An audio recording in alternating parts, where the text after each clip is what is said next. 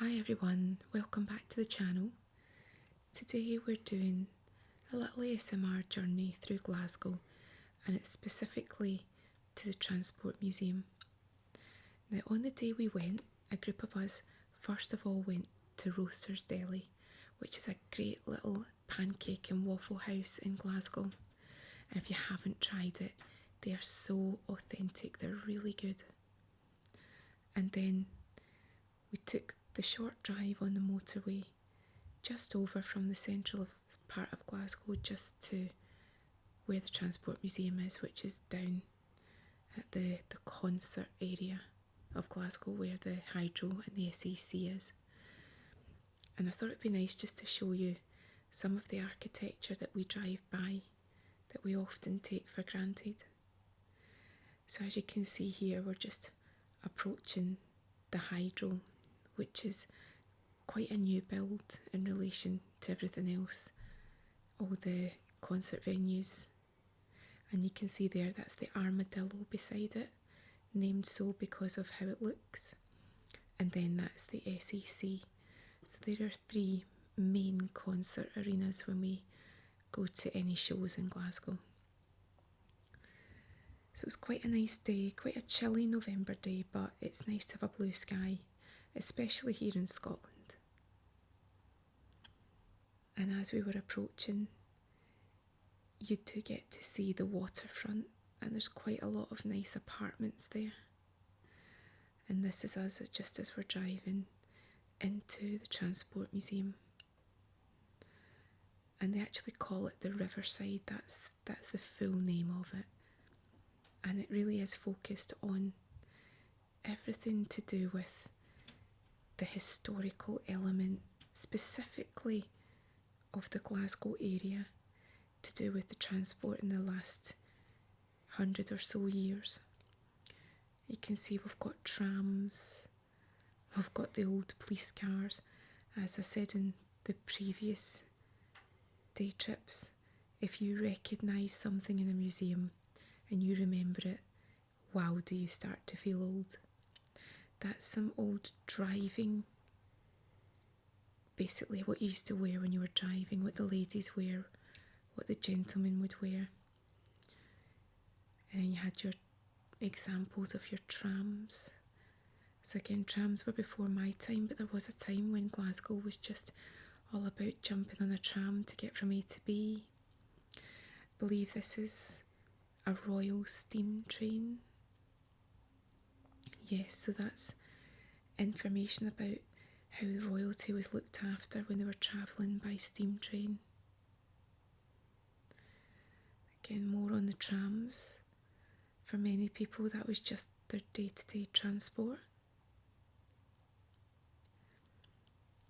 And again, it was just letting us see just different things that people wore when they were out and about travelling in Glasgow.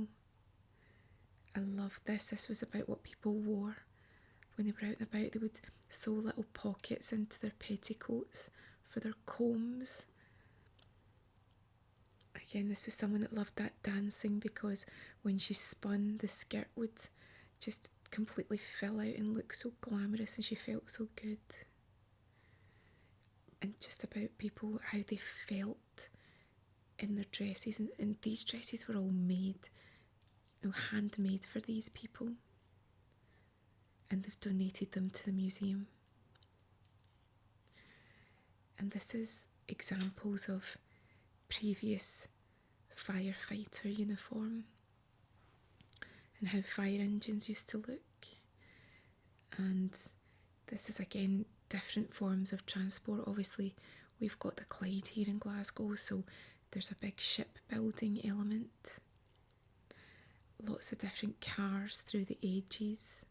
You might recognise some as even being something that might be from your family's history. You might even recognise something and think, I've seen images of those. These ones are particularly old, but you might see the minis, the Cortinas, and recognise them as something that someone in your family might have had at some point. We've got a classic mini here. And I found out later this dress was actually worn by Audrey Hepburn herself. Apparently this is the original 1960s Batmobile from Adam West, and it's on a world tour just now, so it's in Glasgow until the middle of December. So they really went to town, and they've got the bat signal, which was a lovely touch too. But it was really good to see the Batmobile for anyone that remembers watching the original 60s show. And then there's a large part, again, because it's all about transport, there's a large part dedicated to motorcycles, bicycles. They had a mock street from, I'd say, around about 100 years ago, this main street. And that's where I tripped because I didn't see the curb. So we come back to that later. As you can see, there's also a part all about skateboarding too. That's what's really interesting. When you say transport museum, initially a lot of people would think, why would I be interested? But it's so much fun and it's free to visit. There's a big part on skateboarding too. And for most of us, we'll remember either having a skateboard or knowing someone that had a skateboard, and depends how good you were at the time. I wasn't too bad. Not the best, but I could definitely handle a skateboard. And then we had, again, examples of the underground and the subway, and that's beside all of the super bikes. I guess these have all either been donated or bought, I believe, but quite a lot are clear donations. This is a car that you had to spot what was wrong with it, and it was a car that had been welded together, two separate cars put together. And I think for some reason, I don't know if it was the police caught them on the roads or it was found independent of that, but that was actually two cars melded together. Obviously not safe. This is the Glasgow Underground.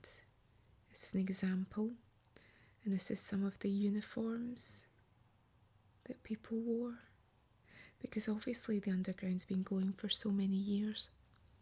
So showing you what the different uniforms have looked like through the ages.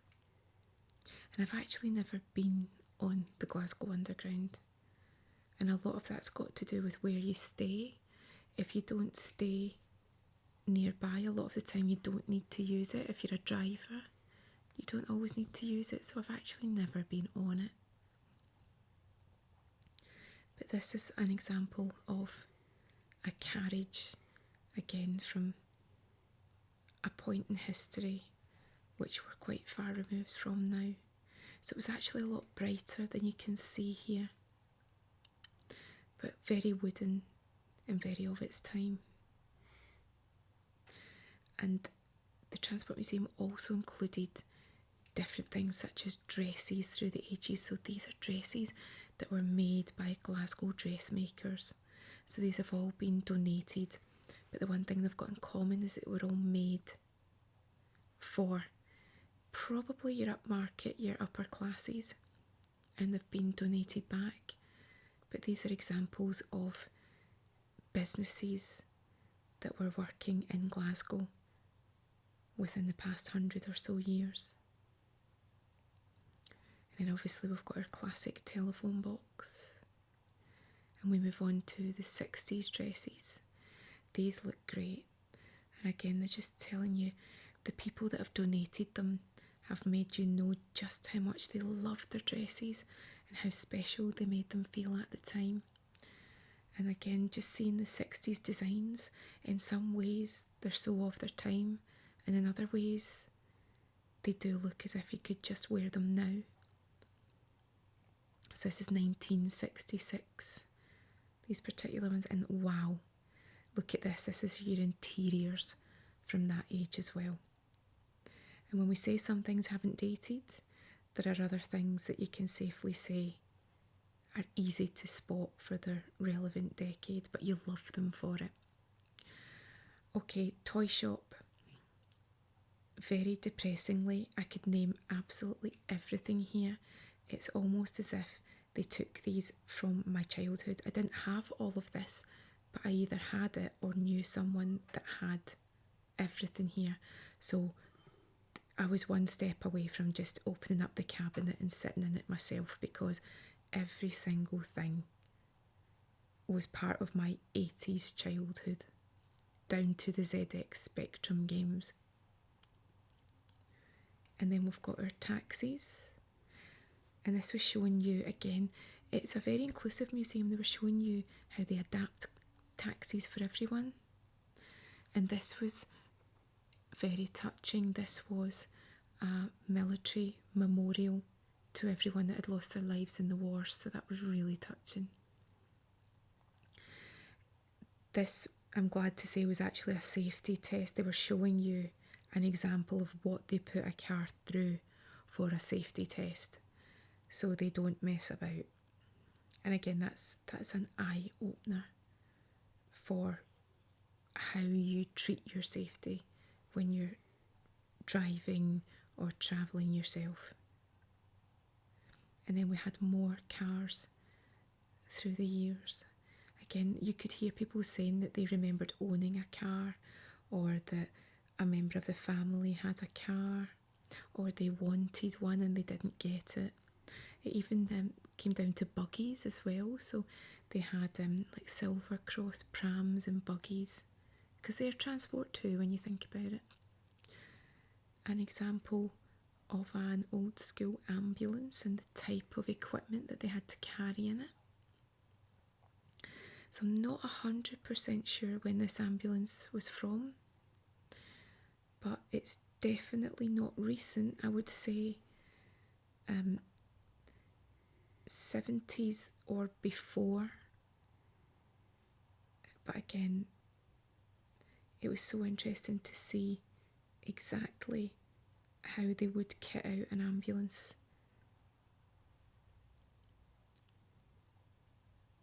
Some of the cars, you were so impressed at the variation in what they had. And then again, that would be side by side with boats, and again your three-wheelers here. It's tiny, this car, absolutely tiny.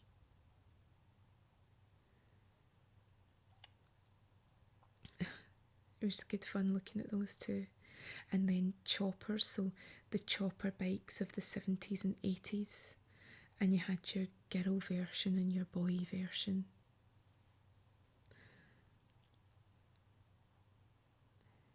And even just looking, so I think that's the Imp. And just looking inside and see, I can't believe the size of the steering wheel. It's huge compared to what we're used to. And the seats don't really have any support in what we're used to now. Yeah, the Hillman Imp. Very popular car. And then outside is the Tall Ship, which is another Glasgow landmark. And it was a nice day just to catch a glimpse of the Tall Ship, just to see it outside. That was an example of a 1970s kids outfit for when they were out and about on their rally bike. And again, this is a different view of the Audrey Hepburn Mini from 1967. Just amazing to think she was wearing that. And then we went back into the replica street, and this time it was to have a look at a different subway, and I managed not to trip on a fake curb this time. And as you can see, this was an example of the subway and how it would have looked. The street was dark, the simulated street. It was lovely. It was actually a bit brighter than this, but it looks darker on camera. And you would go into different shops. So I believe this was an Italian ice cream shop, but it looks darker here than it actually was. So this was a replica of the ice cream parlours that you might have gone to. Your street lamps. That's just again going into the little shops. So that's a little shoe repair shop. And beside it's a little antiques and art shop. I think it's actually the pawn shop. And then it got a little bit brighter the further you went through the little makeshift street. Yeah, and I think this is the art shop actually. So you finished off in here, and it was just a little example of how those shops may have looked in those days. And everything was just so, it felt like the attention to detail was really there. And if you are nearby, if you're in Glasgow, then really go and check out the Transport Museum. It's great fun and we really enjoyed it.